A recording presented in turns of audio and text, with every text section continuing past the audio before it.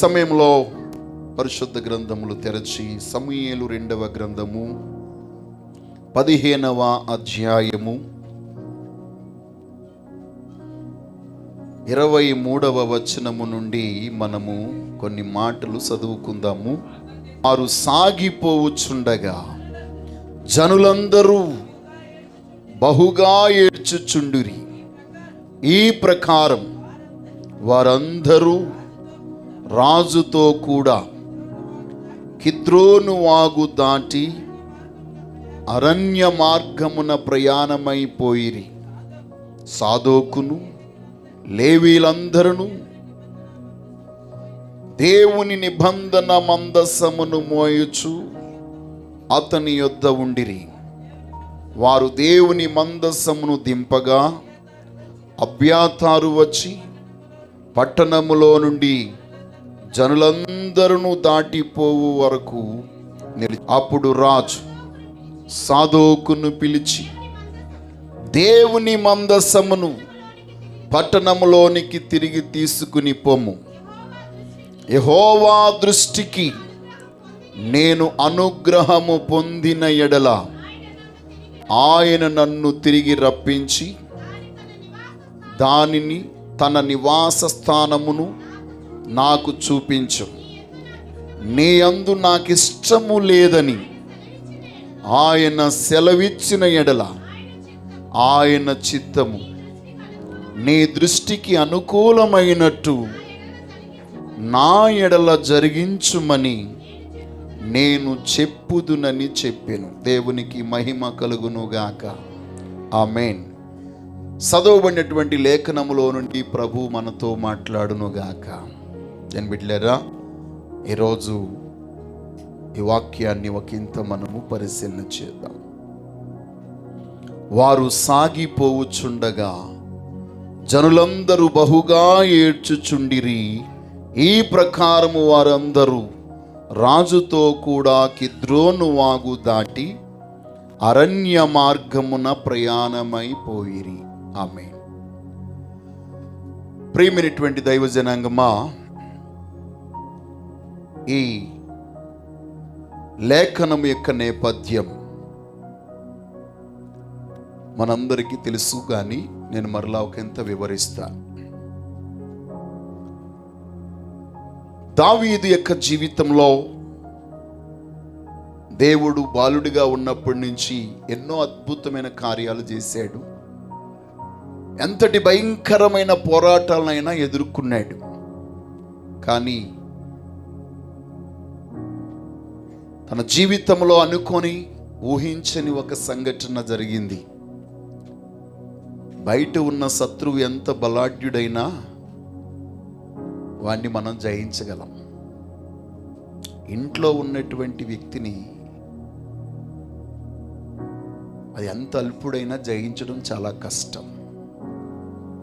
కారణం ఏంటి? ఇక్కడ ఇశ్రాయేలందరినీ సవాలు విసిరినటువంటి గొల్యాతును హతమార్చి అందరికీ విజయాన్ని ఇచ్చాడు కదా. చుట్టుపక్కల ఉన్న రాజ్యాలన్నిటినీ జయించాడు. అయినా తన కడుపున పుట్టినటువంటి కుమారుడైన అబ్షాలోము తిరుగుబాటు చేసినప్పుడు ఎందుకు దావీదు ఆ పట్టణాన్ని విడిచి పారిపోవలసి వచ్చింది?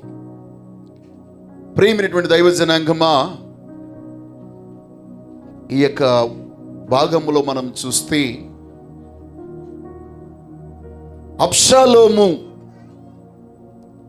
కుట్రపూరితుడిగా పన్నాగాలు పన్ని తన యొద్దకు అనేక జనాంగాన్ని పోగు చేసుకుని ఉన్నాడనియు, జనులు అనేక మంది ఎక్కువగా తన యొద్దకు వచ్చుట ద్వారా కుట్ర బహు బలమాయననియు దావీదు వర్తమానం విన్నాడు.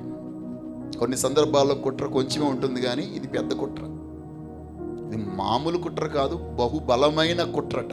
అంటే ఎవరు జయించలేని కుట్ర.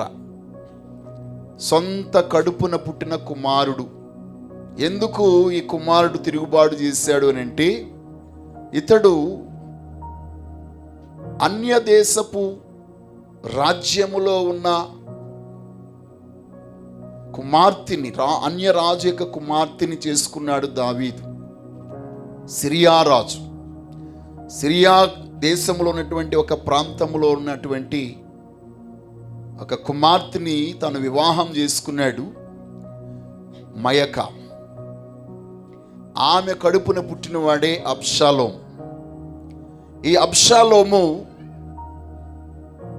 ఏ విధంగా చేయడానికి గల కారణము, తన సొంత చెల్లిని అమ్నోను పాడు చేసినాడు గనుక అతన్ని చంపుట ద్వారా అక్కడి నుంచి పారిపోయాడు. కానీ యోవాబు యొక్క ఆలోచన ద్వారా ఒక యుక్తిగల స్త్రీని దావీదు యొద్దకు పంపించి తాను తిరిగి మరలా దేశంలోనికి రావడం, వచ్చిన తర్వాత 4 సంవత్సరాలు గడిచిన తర్వాత ఇతడు దావీదు యొద్దకు వెళ్ళి, అయ్యా, నేను 4 సంవత్సరాలకు పూర్వము ఇక్కడి నుంచి పారిపోయినప్పుడు దేవుడు నన్ను కాపాడాడు, కాబట్టి దేవునికి నేను కృతజ్ఞతాస్తుతులు చెల్లించడం కొరకే, మొక్కుబడి కొరకై నేను హెబ్రోనికి వెళ్తాను అని చెప్పి తండ్రి దగ్గర అడిగినప్పుడు, చాలా మంచి పని, నీ వెళ్ళి క్షేమంగా వెళ్ళి రా అని చెప్పేసి పంపించడం చూస్తాం. అయితే ఇతడు అక్కడి నుంచి బయలుదేరి రాగానే వారందరితో చెప్పాడు, ఇదిగో హెబ్రోనులో బోర శబ్దం వినగానే అందరూ జయము కొట్టాలని చెప్తూ తన్ను తానుగా హెబ్రోనులో రాజుగా డిక్లేర్ చేసుకున్నాడు. ఆ రాజుగా డిక్లేర్ చేసుకున్నప్పుడు తనకి సహకరించిన వాడు దావీదుకు బహు సన్నిహితుడు, మంత్రి, గొప్ప స్నేహితుడు అహితోపేలు. దావీదు యొక్క స్నేహితుడు అతడు, దావీదు యొక్క మంత్రి, దావీదుతో కలిసి భుజించిన వాడు. అందుకొరకు అతని గురించి 41వ కీర్తన 9వ చరణంలో చెప్తాడు, నా ఇంట భోజనము చేసి నేను నమ్ముకున్న నా హితుడు, నా ఇంట భోజనము చేసిన వాడు నన్ను తన్నుటకై తన మడిమనెత్తెను, యెహోవా కరుణించి లేవనెత్తమని ఆ యొక్క స్నేహితుడు చేసిన ద్రోహానికి దేవుని సముఖంలో మొరపెట్టాడు. దేవునికి స్తోత్రం.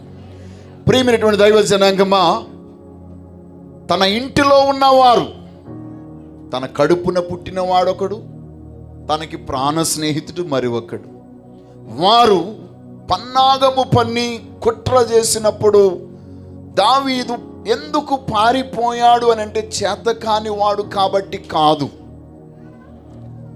అక్కడ తాను తిరుగుబడితే, అక్కడ తాను ఎదురాడితే పట్టణములో ఉన్న జనులందరూ చచ్చిపోతారు. ఆ యుద్ధములో అటుప్రక్క ఇటుప్రక్క యుద్ధాలు చేసినప్పుడు ఒక కుటుంబంలో గొడవలాడితే కుటుంబంలో ఉన్నవారే చనిపోతారు. కాబట్టి తన యొక్క జనులు, తన నమ్ముకున్న ప్రజలు చనిపోవడానికి వీలు లేదు. దాని కొరకు వారి నిమిత్తం, వారి క్షేమము నిమిత్తం నా యొక్క రాజరికం పోయినా పర్వాలేదు, నా ఉద్యోగం అంటే నా యొక్క పరువు పోయినా పర్వాలేదు, నన్ను నేనుగా రిక్తికునిగా చేసుకుని వాళ్ళు ఏమనుకుంటే అనుకొని, చేతకాడిని వాడంటే చేతకాడు వాడు అనుకొని, పిచ్చివాడంటే పిచ్చోడు అనుకొని, మూర్ఖుడంటే మూర్ఖుడు అనుకొని, ఏమైనా అనుకొని నా చుట్టూ ఉన్న జనులకు ఏ హాని జరగకూడదు, కత్తి వారి మీదకి రాకూడదు అని యుద్ధానికి ఎగబడకుండా అక్కడి నుంచి వెళ్ళిపోవడానికి కారణం. దేవునికి స్తోత్రం. ఆ మాట మనం 13-14 వచనాల్లో మనం చూస్తాం.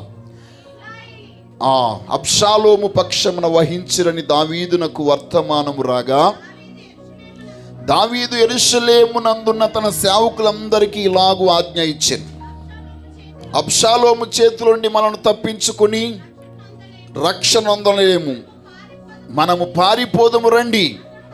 అతడు హఠాత్తుగా వచ్చి మనను పట్టుకొనకను, మనకు కీడు చేయకను, పట్టణమును కత్తివాత హతము చేయకను ఉండునట్లు మనము త్వరగా వెళ్ళిపోదము రండి అని జనులందరినీ, తనతో ఉన్న వారందరినీ ప్రోత్సహించి బయటకు తీసుకుని వెళ్ళిపోయాడు. కారణం ఏంటంటే వీళ్ళందరికీ ఆ యొక్క ఎక్స్ప్లెనేషన్ చేయలేదు. కానీ మనం వెళ్ళిపోవడం గల కారణం కత్తి వాత ఈ పట్టణస్థులందరినీ ఆడు అతము చేయకముందు మనం వెళ్ళిపోయామనుకోండి, చేతకాని వాడు పారిపోయాడురా అని పట్టణం అంతటా తాను స్వాధీనం చేసుకుంటాడు. కనుక ఆ విధంగా ప్రజలు ఎవరిని హాని చేయకుండా వారిని కాపాడుతాడు. కనుక వారి నిమిత్తం తన గౌరవాన్ని, తన సింహాసనాన్ని, తన యొక్క అధికారాన్ని, తన యొక్క బలాన్ని అన్ని తగ్గించుకున్నాడు దావీదు. దేవునికి స్తోత్రం. ఇక్కడున్న గొప్ప విషయం ఏంటో తెలుసా? తాను వెళ్ళిపోతున్నప్పుడు తనతో కూడా వచ్చినటువంటి వారు గిత్తీయులు 600 మంది. ఈ గిత్తీయులు 600 మంది తనతో పాటు వచ్చారు. వారందరికీ నాయకుడు హిత్తయి. గిత్తీయులు గాతు పట్టణ సంబంధులు, అనగా ఫిలిష్తీయులు.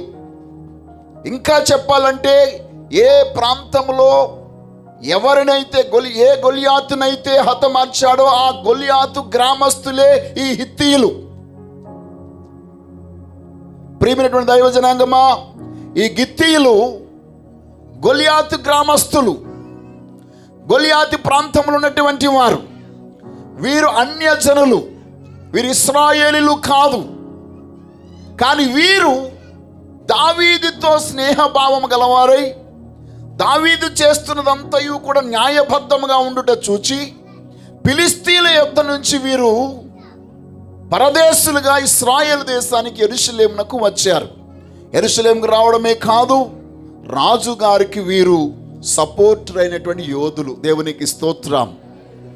యవనస్తులు, సైనికులు 600 మంది ఇరువైపులా తన ముందు బాడీగార్డ్స్గా నడుస్తూ రాజుగారి ముందు వెళ్ళిపోతూ ఉన్నప్పుడు రాజు ఇత్తయిని గుర్తించి, ఇత్తయి నీవు తిరిగిపోయి రాజున్న స్థలంలో నీవు ఉండు అని చెప్పి అతనితో అంటే, అంతేకాదు నీవు ఈ ప్రాంతానికి చెందిన వాడవు కాదు, నీవు నివాస స్థలము కోరు పరదేశివై ఉన్నావు, నీవెందుకు మాతో కూడా వచ్చుచున్నావు, నీవు తిరిగిపోయి రాజున్న స్థలమున ఉండుము అని అన్నాడు. ఎందుకంటే ఇక్కడ అంటాడు ఒక అద్భుతమైన మాట, నిన్ననే వచ్చిన నీకు ఎక్కడికి పోవదమో తెలియక ఉన్న మాతో కూడా ఈ తిరుగులాట ఎందుకు, నీవు తిరిగి నీ సహోదరులను తోడుకుని పొమ్ము, కృపాసత్యములు నీకు తోడుగా ఉండునుగాక అని ఇత్తయితో చెప్పగా, ఇత్తయి ఒక అద్భుతమైనటువంటి స్టేట్మెంట్ ఇక్కడ ఇచ్చాడండి. దేవునికి స్తోత్రం కలుగునుగాక. హల్లెలూయా. అప్పుడు ఇత్తయి అంటాడు కదా, నేను చచ్చినను బ్రతికినను యెహోవా జీవము తోడు, నా ఏలిన వాడవును రాజువునగు నీ జీవము తోడు, ఏ స్థలమందు నా ఏలిన వాడును రాజువునగు నీ ఉందువో ఆ స్థలమందే నీ దాసుడైన నేనును ఉందునని రాజుతో మనవి చేసెను. దేవునికి స్తోత్రం కలుగునుగాక. హల్లెలూయా. ప్రియమైనటువంటి దైవ జనాంగమా, ఇత్తయి యొక్క స్టేట్మెంట్ చూడండి, చాలా అద్భుతమైనటువంటి స్టేట్మెంట్, ఎవ్వరు ఇవ్వలేనటువంటి స్టేట్మెంట్. ఏంటో తెలుసా? రాజుగారికి ఇప్పుడు సింహాసనము లేదు, రాజుగారికి ఇప్పుడు నెత్తిన కిరీటము లేదు, రాజుగారు ఇప్పుడు అధికారములో లేరు, రాజ్యము లేదు, రాజ్యాన్ని విడిచాడు, సింహాసనాన్ని విడిచాడు, కిరీటాన్ని ప్రక్కన పెట్టేశాడు. ఏమీ చేత కానివాడిగా, కాళ్ళకు కూడా చెప్పులు వేసుకొనకుండా నిరాధారుడిగా, ఏ రిక్తికునిగా చేసుకుని వెళ్ళిపోతున్నటువంటి దావీదు వెనకాల నిజమైన నమ్మకమైన స్నేహితుడుగా ఈ ఇత్తయి బయలుదేరి వెళ్తూ అంటున్నాడు కదా, అయ్యా నేను బ్రతికినను, నేను చచ్చినను, నీవే నాకు రాజు అయ్యా. కిరీటం ఉంటేనే కాదు నువ్వు రాజు, సింహాసనం ఉంటేనే కాదు నువ్వు రాజు, రాజ్యం ఉంటేనే కాదు నువ్వు రాజు, ఏమీ లేకపోయినా నీవే నాకు రాజు. కాబట్టి నేను నిన్ను విడిచిపెట్టినయ్యా, నీ కొరకు నా ప్రాణం ఇవ్వడానికి, నీ కొరకు నా జీవితం ఇవ్వడానికి నేను సిద్ధంగా ఉన్నాను. నీవెక్కడుంటా అక్కడే నేనుంటా, నీ ఉండు చోటనే నేను ఉంటానయ్యా అని దావీదును బ్రతిమాలుకున్నాడట. ఈ స్టేట్మెంట్ చూస్తే మనకి రూతు గుర్తు వస్తుంది కదా, చాలా దగ్గర పోలిక మనకు కనబడుతుంది. దేవునికి స్తోత్రం. అన్నీ ఉన్నప్పుడు అందరూ మన వెంట వస్తారు కదా, అన్నీ ఉన్నప్పుడు మన వెంట అందరూ వస్తారు. ఏమీ లేనప్పుడు అందరూ చెప్పకుండానే వదిలి వెళ్ళిపోతారు. కానీ దావీదుకి అలాగా ఏమీ లేనప్పుడు కూడా తనను వెంబడించేవారు కొందరు ఉన్నారు. దేవునికి స్తోత్రం. హల్లెలూయా, హల్లెలూయా, హల్లెలూయా. యేసు క్రీస్తు వారి భూమి మీద ఉన్నప్పుడు, ఆయనతో పాటు అద్భుతాలు జరిగినప్పుడల్లా వేల కొలది లక్షల కొలది జనాభా ఆయన వెంబడించారు. ఆయన కొంచెం అభ్యంతరకరమైన మాట మాట్లాడినప్పుడు అందరూ ఆయన్ని వదిలి వెళ్ళిపోయారు. కొద్దిమంది 12 మంది మాత్రమే ఆయనతో కూడా ఉన్నారు. అప్పుడు ప్రభు వారిని చూసి అంటాడు, మీరును నన్ను విడిచి వెళ్ళాలనుకుంటున్నారా అని అంటే, సీమోను పేతురు అంటాడు, ప్రభువా ఎవని యొద్దకు వెళ్తాం? నీవే నిత్య జీవపు మాటలు కలిగిన వాడవు, నీవే దేవుని పరిశుద్ధుడవు. చూడండి, నీవే మా రాజువు, నీవే మా ప్రభుడవు, నీవే మా దేవుడవయ్యా. నిన్ను విడిచి మేము ఎక్కడికి వెళ్ళిపోతాం? బ్రతుకైన చావైన నీతోని అని ఆనాడు పేతురు అన్నాడు. దేవునికి స్తోత్రం. హల్లెలూయా, హల్లెలూయా. అయితే ప్రియమైన బిడ్డలారా, ఇక్కడ మనము గమనించినట్లయితే ఈ 23వ వచనానికి వచ్చినప్పుడు, వారు సాగిపోవచ్చుండగా జనులందరూ బహుగా ఏడ్చుచుండిరి. ఈ ప్రకారము వారందరూ రాజుతో కూడా కిద్రోను వాగు దాటి అరణ్య మార్గమున ప్రయాణమైపోయిరి. దేవునికి స్తోత్రం. ఇక్కడ దావీదు జీవితంలో ఒక వాగు ఎదురొచ్చింది. ఆ వాగు కిద్రోను వాగు. ఏ వాగు అంటిది? కిద్రోను వాగు. ఈ కిద్రోను వాగు అనగా అంధకార చీకటి కలిగిన నది, భయంకరమైన శ్రమలతో కూడినటువంటి నది. ఇంకా చెప్పాలంటే సమాధులు ఉన్నటువంటి నది అన్నమాట అది. ఈ కిద్రోను వాగు కటిక చీకటి కలిగిన ప్రాంతం. కిద్రోను అని అంటేనే కటిక చీకటి, అంధకారం లేక శ్రమల స్థలము, గాఢాంధకారము అనేటువంటి అర్థాలు ఇస్తుంది కిద్రోనుకి.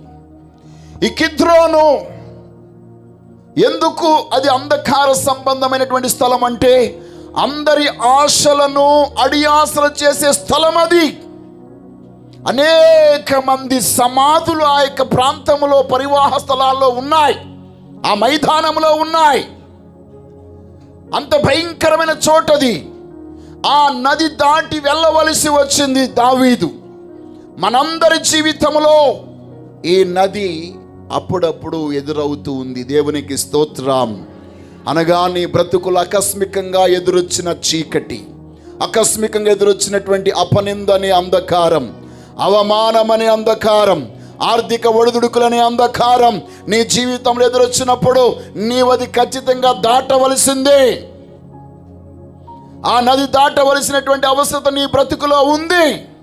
ప్రియమైనటువంటి దైవ జనాంగమా, కొన్ని సందర్భాల్లో మన జీవితంలో దేవుడు మరలా మన స్థానములోనికి, అనగా మన యొక్క సింహాసనం దగ్గరికి, మన కిరీటం యొద్దకు, మన అధికారంలోనికి, మన యొక్క పొజిషన్లోనికి, మనం కోల్పోయినవన్నీ తిరిగి మరలా మనం పొందుకునే స్థాయిలోనికి వచ్చే వరకు, ఆయన తీసుకుని వచ్చే వరకు కొంతకాలం మనం ఈ కిద్రోను దాటి వెళ్ళవలసి ఉంది. ఈ యొక్క భయంకరమైన చీకటి నుంచి వెళ్ళవలసి ఉంది. ఈ అంధకారాన్ని దాటవలసి ఉంది. ఈ అవమానపు చీకటిని దాటవలసి ఉంది. ఇవి దాటవలసిన అవసరత ప్రతి కుటుంబంలోను, ప్రతి వ్యక్తిగత జీవితంలోనూ ఎదురవుతుంది. ఇక్కడ దావీదు దాన్ని ఎదుర్కొన్నాడు. భయంకర ఆర్థిక సంక్షోభం, తనతో ఉన్న వారికి ఆహారం పెట్టలేని స్థితి, భయంకరమైనటువంటి చీకటి, అప్పటి వరకు అంతఃపురంలో మహా వెలుగులో ఉన్నటువంటి వ్యక్తి ఇప్పుడు అరణ్యములోనికి ప్రయాణం చేస్తున్నాడు. అప్పటి వరకు సుఖ సౌఖ్యాలతో ఉన్నటువంటి వ్యక్తి ఇప్పుడు కఠినమైన రాళ్ల మధ్యకు, కొండ మధ్యకు వెళ్ళిపోతూ ఉన్నాడు. ఎటు వెళుతున్నాడో తెలియదు, ఏమవుతుందో తెలియదు, రేపు వాట్ హ్యాపెన్స్ ఏమవుతుందో తెలియదు. అలాంటి తెలియని చోటికి వెళ్ళిపోతూ ఉన్నాడు. ఏ రోజు నీ జీవితంలో ఒకవేళ అలాంటి పరిస్థితి, అన్ని సౌఖ్యంగా ఉన్నప్పుడు, అన్ని సుఖంగా ఉన్నప్పుడు, అన్ని ఆనందంగా ఉన్నప్పుడు ఒక్కసారిగా అకస్మాత్తుగా నీ పరిస్థితులు, ఒక వ్యక్తిని బట్టి పరిస్థితులన్నీ మారిపోతూ ఉంటాయి. కుమారుని బట్టో, కూతుర్ని బట్టో, అల్లుడిని బట్టో, కోడలను బట్టో, భర్తను బట్టో, భార్యను బట్టో సడన్గా ఒక్కసారిగా పరిస్థితులన్నీ మారిపోతూ ఉంటాయి. అలాంటి పరిస్థితులు గుండా నీ వెళ్ళుచూ ఉన్నప్పుడు ప్రేమైనటువంటి దైవజనాంగమా, దావీదులాగా నీతో కూడా దేవుని మందసం వస్తుందా? దేవునికి స్తోత్రం.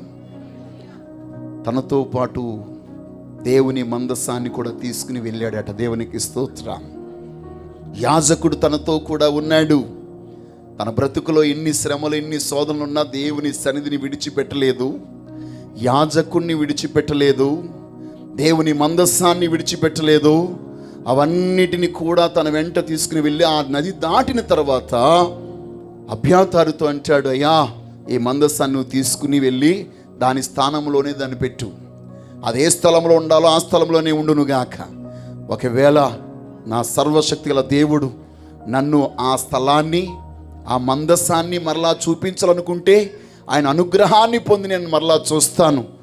ఆయన నా ఎడల నాకు ఇష్టం లేదు నువ్వంటే, నీ ముఖం నాకు చూపించొద్దు, నువ్వంటే నాకు ఇష్టం లేదు, నేను నీకు ఏ అనుగ్రహాన్ని చూపించను అని ఒకవేళ ప్రభువు నాకు చెప్పినట్లయితే ఆయన దృష్టికి అనుకూలమైనట్టు నా ఎడల ఆయన జరిగించును గాక అని నేను దేవునితో చెప్తాను. ఆయనకి నేను ఇష్టం లేదనుకోండి, ఇష్టం లేదని మాట కూడా నేను గ్రహిస్తాను, నేను ఇష్టపడతాను. ఆయన ఇష్టం లేదన్న మాటను కూడా నేను స్వీకరిస్తాను. కానీ ఆయనకి ఇష్టమైతే నన్ను మరలా చోటికి తీసుకుని వస్తాడు. ఇక్కడ కుష్ఠరోగి ప్రార్థన కనబడుతుంది మనకి. దేవునికి స్తోత్రం. ప్రభువా నీకు ఇష్టమైతే నన్ను శుద్ధినిగా, అంటే నీవు శుద్ధినిగా చేయడానికి శక్తి లేనివాడు కావు. You can do it that. నీవు అది చేయగలన దేవుడవు, నాకు తెలుసు. కానీ నన్ను స్వస్థపరచడానికి నీకు ఇష్టం ఉంటే, నన్ను బాగు చేయడానికి, నన్ను శుద్ధిని చేయడానికి నీకు ఇష్టమైతే, ఎందుకంటే నీవు కుష్ఠరోగులని కాదు, చచ్చిపోయిన వాళ్ళని, మృతులైపోయి ఆ బూడిదిగా మారిపోయిన కూడా బ్రతికించడానికి శక్తిమంతుడు నేను నమ్ముచున్నాను. కానీ నీకు ఇష్టమైతే ఈ శుద్ధిని, ఈ కుష్ఠరోగిని శుద్ధినిగా చేయి అని మొరపెట్టాడు. దావీదు అదే అంటున్నాడు, ఆయన నాకు నువ్వంటే ఇష్టం లేదని చెప్పాడు అనుకోండి, నీ చిత్తమైన ఎడల జరిగించునుగాక. అది మరణం అవ్వచ్చు, రాజ్యం కోల్పోవచ్చు, ఇంకా ఏదైనా అవ్వచ్చు, దేనికైనా నేను ఇష్టపడుతున్నానని దావీదు చెప్పిన మాట. ప్రియమైన దైవజనాంగమా, ఏ రోజు మీ అందరికి ఒక మాట చెప్తున్నాను, నీ జీవితంలో దావీదులాగా చెప్పడానికి నీకు గుండె ధైర్యం ఉందా? ఇక్కడ దావీదు అలా చెప్పడానికి ఒక కారణం, నా దేవుడు నన్ను ఇష్టము పడనివాడు కాదు, నన్ను ఇష్టపడే దేవుడైనా, నన్ను ప్రేమించే దేవుడైనా, నా ఎడల కృప చూపించే దేవుడైనా, అంత గొప్ప ప్రేమమైన దేవుడు ఒకవేళ నేనంటే ఇష్టం లేదని చెప్తే దాన్ని కూడా నేను స్వీకరిస్తానన్నాడు. ప్రియమైన దైవజనాంగమా, మీకు ఒక మాట చెప్తాను. ఇక్కడ దావీదు ఆత్మీయ దృష్టిని కోల్పోలేదు.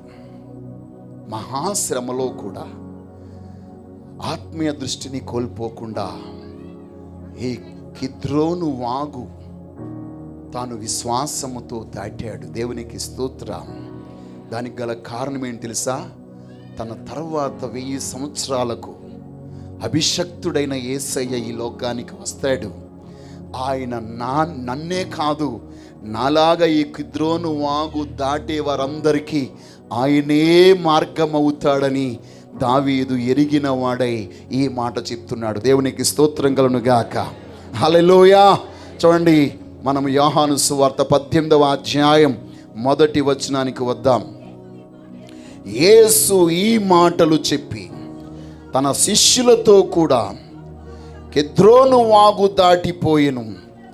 అక్కడ ఒక తోట ఉండెను. దానిలోనికి ఆయన తన శిష్యులతో కూడా వెళ్ళెను. యేసు తన శిష్యులతో పలుమార్లు అక్కడికి వెళ్ళుచుండువాడు గనుక ఆయనను అప్పగించు యూదాకును ఆ స్థలము తెలిసి ఉండెను. దేవునికి స్తోత్రం, హల్లెలూయా. ప్రియమైనటువంటి దైవ జనాంగమా, యేసుక్రీస్తు వారు కూడా కిద్రోను వాగు దాటి అవతలకు వెళ్ళాడు. అక్కడ ఒక తోట ఉంది. దేవునికి స్తోత్రం. ఇక్కడ కూడా దావీదు గారి గురించి మనం కిందకి వెళ్ళిపోతే అక్కడ కూడా దేవుణ్ణి ఆరాధించే ఒక స్థలం ఉందట. అక్కడ చూస్తాం 31వ వచనంలో, అంతటా ఒకడు వచ్చి అబ్షాలోము చేసిన కుట్రను అహీతోపేలుకు చేరి ఉన్నాడని దావీదునకు తెలియజేయగా దావీదు యెహోవా అహీతోపేలు యొక్క ఆలోచన చెడగొట్టమని ప్రార్థన చేసెను. దేవుణ్ణి ఆరాధించు స్థలం ఒకటి ఆ కొండ మీద ఉండెను. వారు అచ్చటికి రాగా పై వస్త్రములు చింపుకొని తల మీద ధూళి పోసుకుని అతని దగ్గరికి వచ్చాడు. దేవునికి స్తోత్రం. నేను బిడ్డలారా, ఇక్కడ మనం గమనించినట్లయితే ఈ కిద్రోను వాగు దాటగానే ఒలీవల కొండ, అక్కడే గెత్సేమనే తోట. దేవునికి స్తోత్రం, హల్లెలూయా.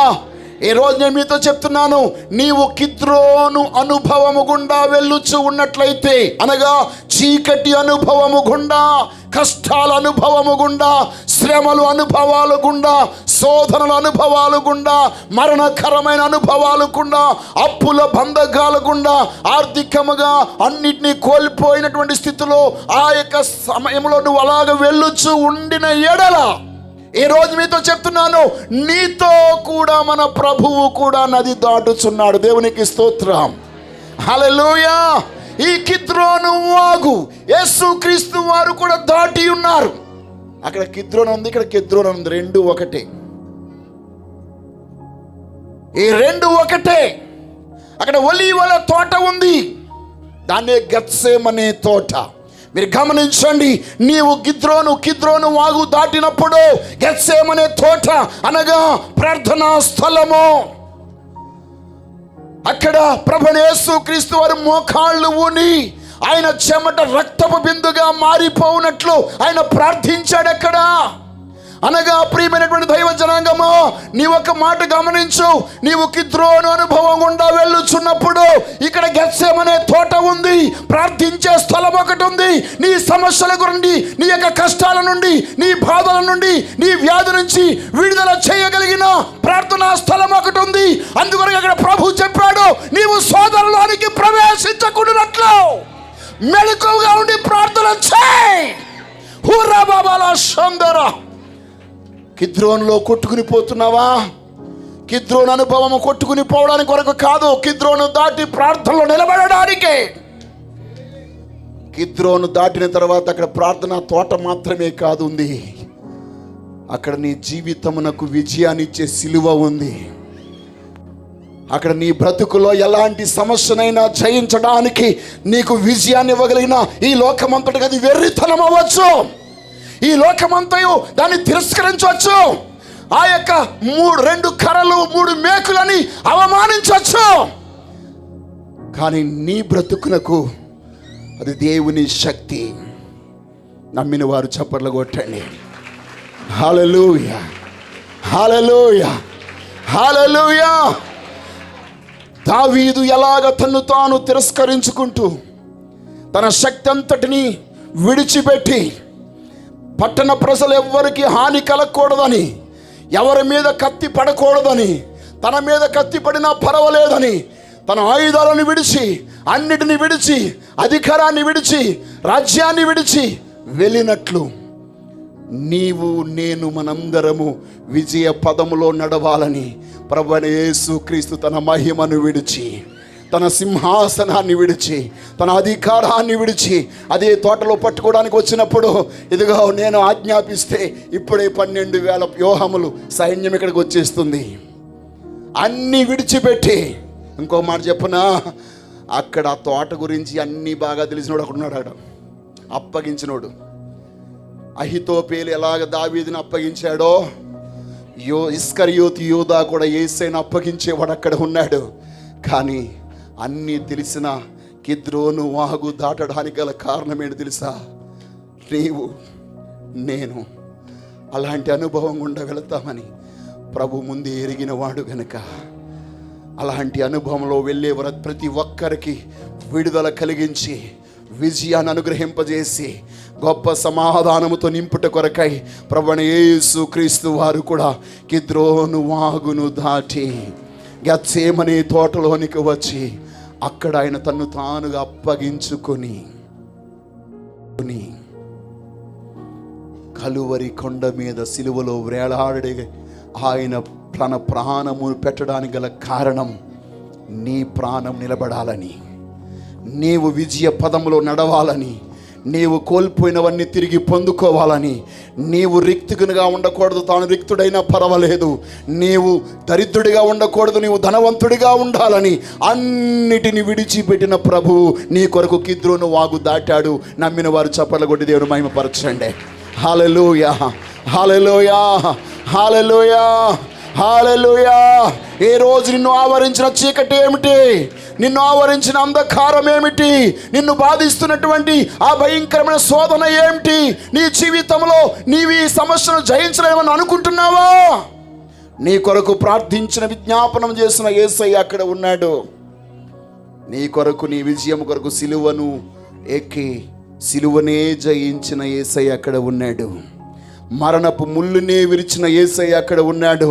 శ్రమలను జయించిన యేసయ్య అక్కడ ఉన్నాడు. నీ కొరకు ఏమైనా చేయడానికి ప్రభు ఇక్కడ ఉన్నాడు. దావీదు కేవలము తన పట్టణ ప్రజల కొరకే అలాగ చేశాడు.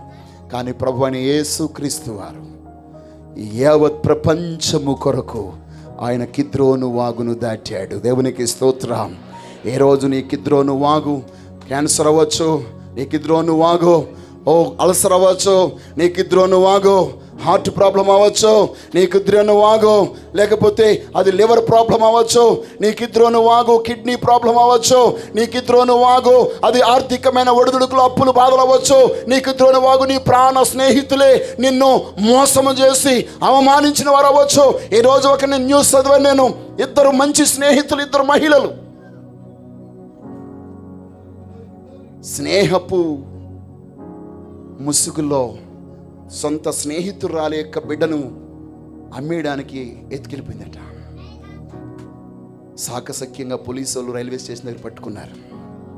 దొరికేసింది. తన స్నేహం మోసపూరితమైందని బయటపడింది.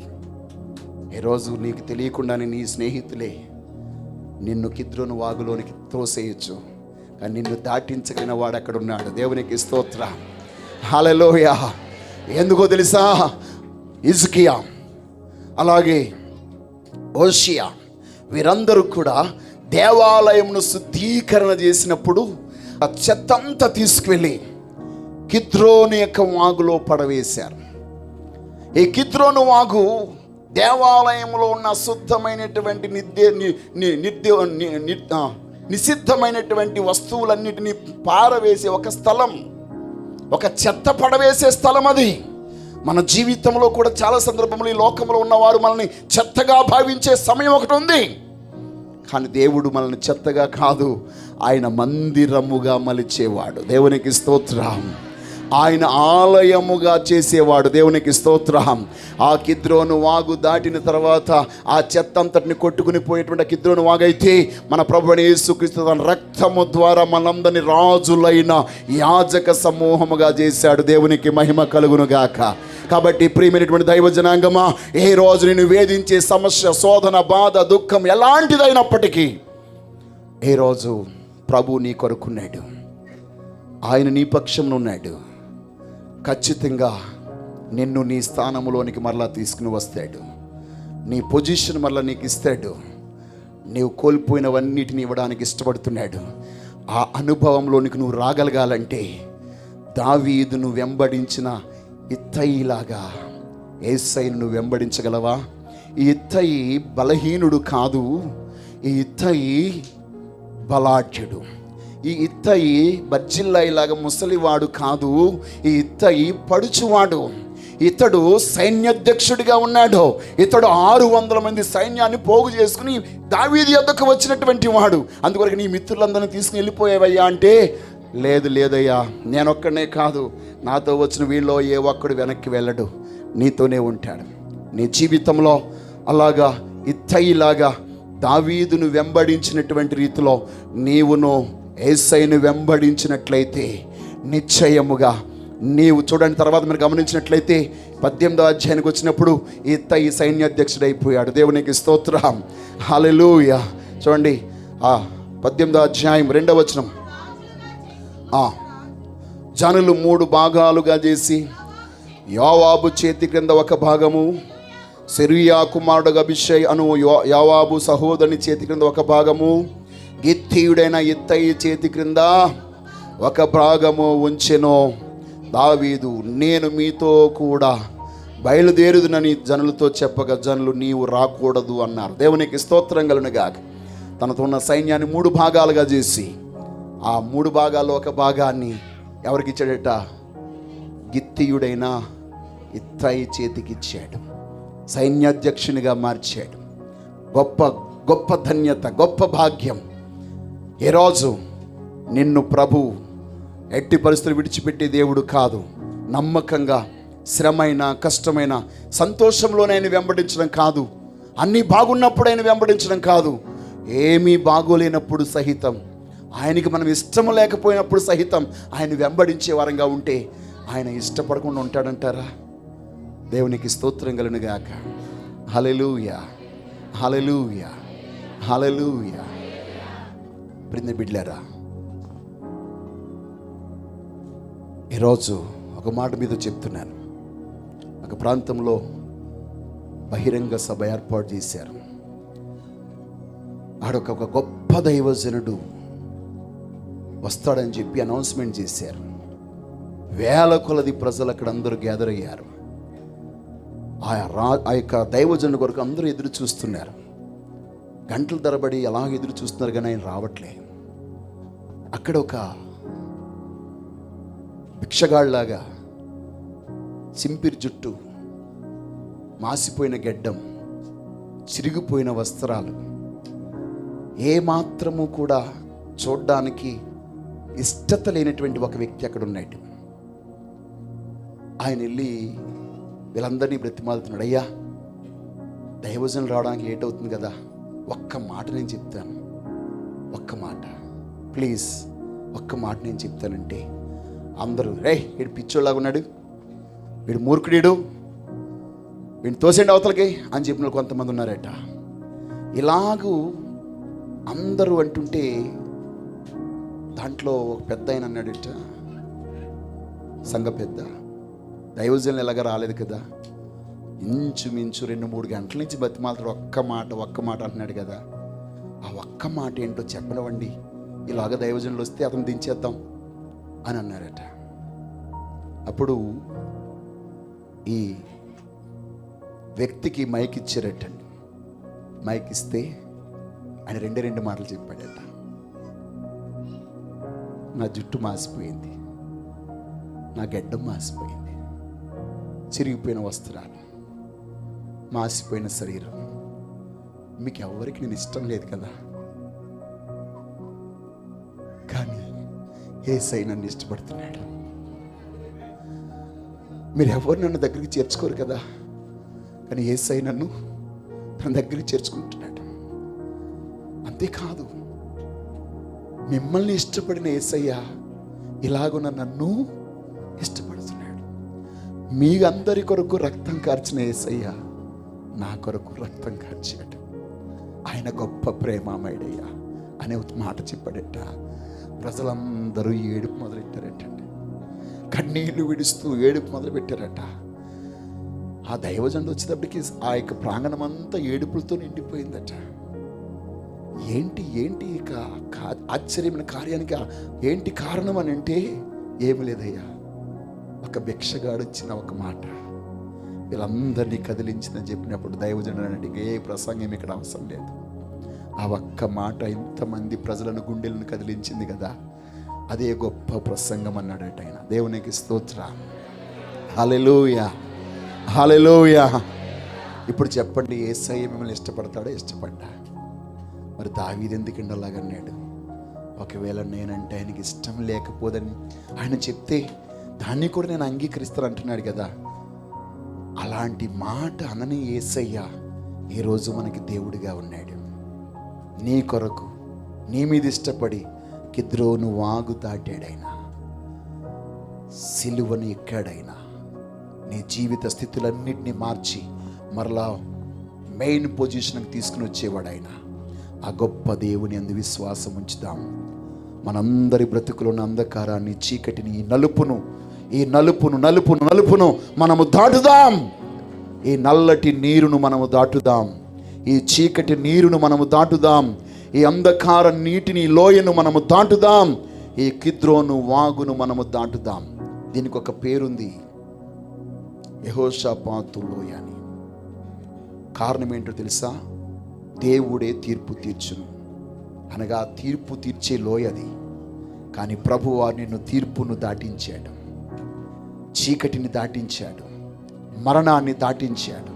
నీ బ్రతుకులో ఒక గొప్ప కృప అనుగ్రహింపజేసి ఈ లోకంలోనికి వచ్చే తీర్పు ఏదియు నీ మీదకి రాకుండానట్లు ఆయనే ఆ తీర్పు అంతటిని తాను పొందుకొని నీ మీద పడవలసిన శిక్ష ఆయనే పొంది నీకు సింహాసనం ఇచ్చిన ప్రభుని ఈరోజు నువ్వు ఆరాధించకుండా, ఘనపరచకుండా ఉండగలుగుతావా?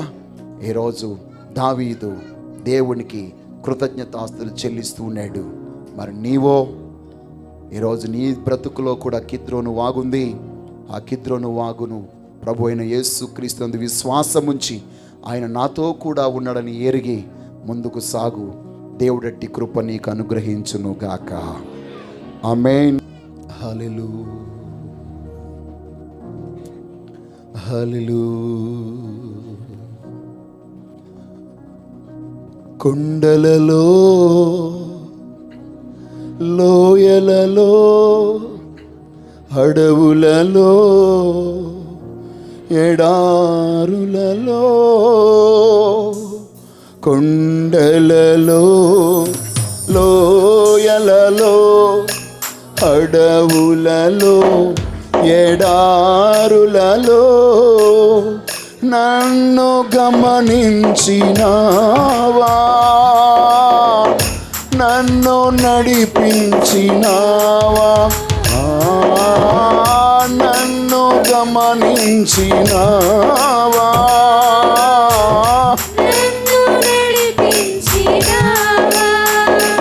యేసయ్యా, యేసయ్యా, యేసయ్యా.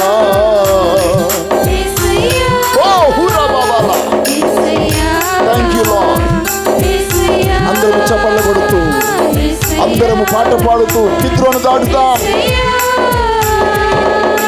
నిన్నే నిన్నే కొలుతునయ్యా, నీవే నీవే నా రాజువయ్యా, నిన్నే నిన్నే కొలుతునయ్యా, నీవే నీవే నా రాజువయ్యా, యేసయ్యా, యేసయ్యా, యేసయ్యా.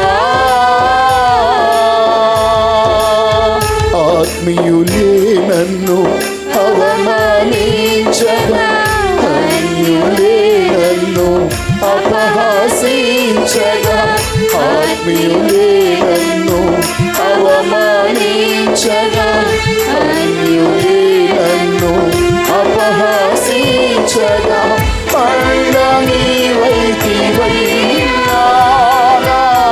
కొండ నీవే యేసయ్యా.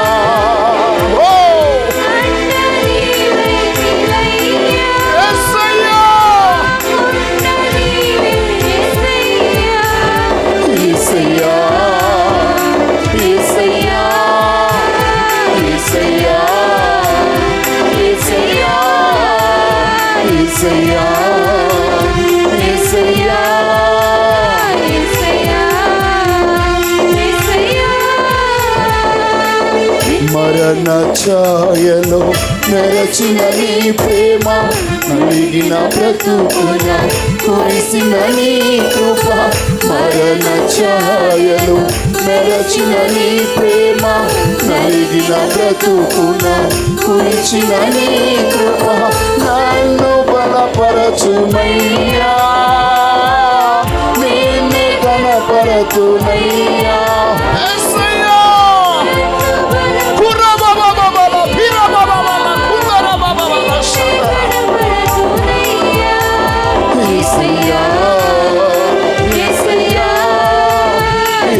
అందరం చప్పట్లు కొడుతూ worship his holy name.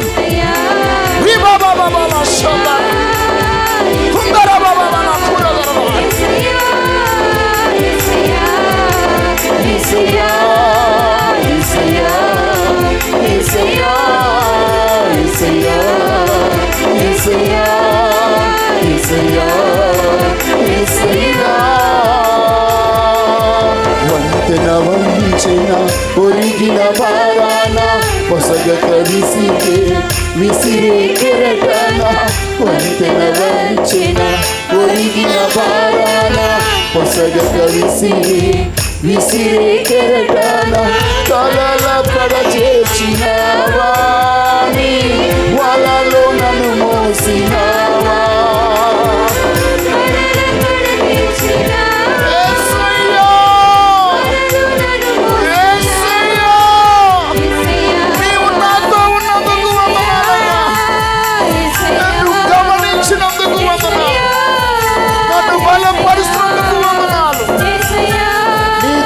చేర్చుకున్నందుకు వందనాలు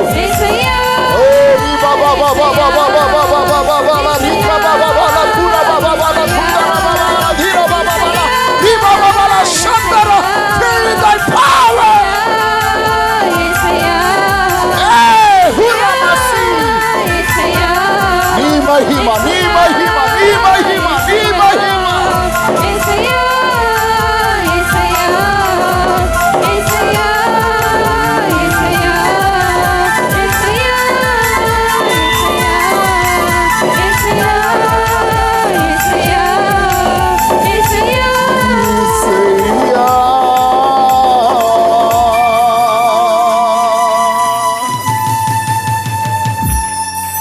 నన్ను గమనించినావా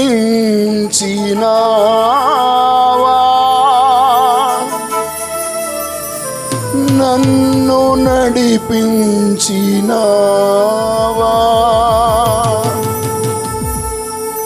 అండ నీవైతివయ్యా